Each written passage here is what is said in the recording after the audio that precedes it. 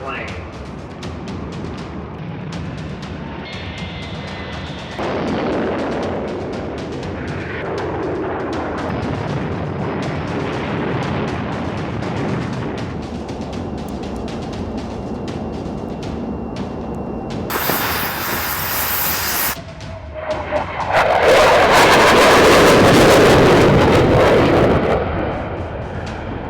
Our guys are getting shot up. We need those buildings dropped now.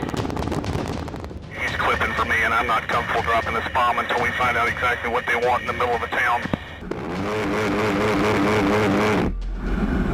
Good hit, good hit. Most wars are hot. People using devastating weapons to kill each other. During the last century, think World War I, World War II, Korea, Vietnam, Iraq, Afghanistan. One other major conflict of the 20th century had all the weapons, including nuclear, but the war became cold. It is my duty to place before you certain facts about the present position in Europe. From Stettin in the Baltic to Trieste in the Adriatic, an iron curtain has descended across the continent. Behind that line lie all the capitals of the ancient states of Central and Eastern Europe. And all are subject, in one form or another, not only to Soviet influence, but to a very high and in some cases increasing measure of control from Moscow. His speech was considered to be the beginning of the Cold War. Instead of firing weapons, the United States and the Soviet Union, the two world superpowers, realized that each side could have destroyed the other with nuclear weapons.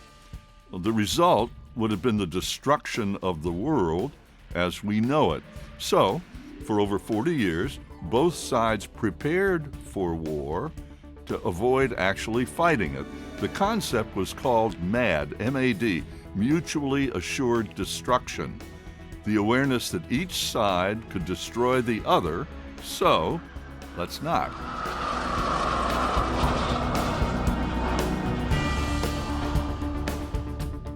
What did the Cold War look like from the United States?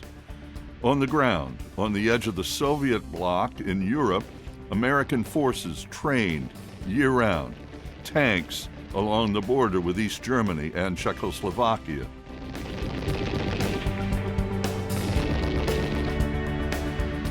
Staring across fenceless borders at the potential enemy staring back. Air Force jets patrolling West German skies to make sure Soviet planes would not intrude. Across the Northern Hemisphere, a line of radar stations would detect a Soviet missile launch. The DEW line, D-E-W line it was called, Distant Early Warning Line. The closest radar to Russia was near the North Pole at Thule Air Base in Greenland.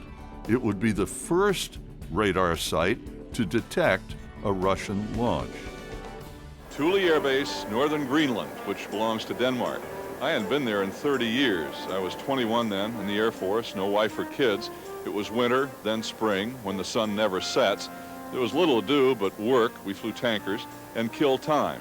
I spent 3 months at Thule and never thought I'd go back, but here I am on a cold transport with a USO Christmas tour. Outside was the last sunshine we'd see for 2 days.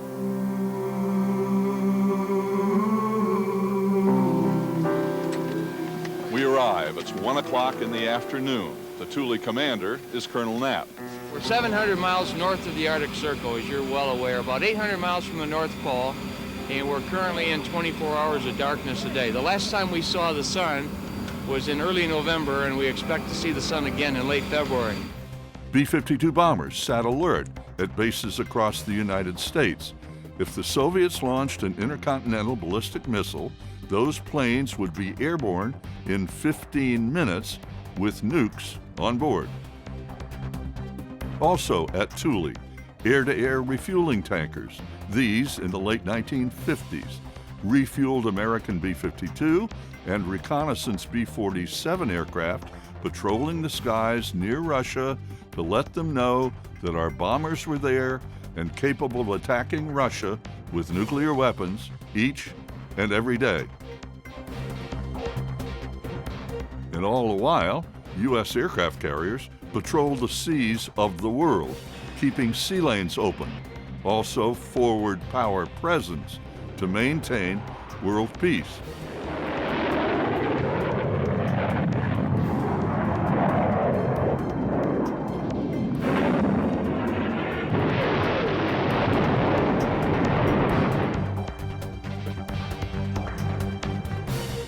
Our guest today is a master aviator, highly decorated Vietnam veteran, international world record holder, and inductee of the National Aviation Hall of Fame. He is a retired Air Force Lieutenant Colonel and spent much of his military career during both the Cold and the Hot Wars.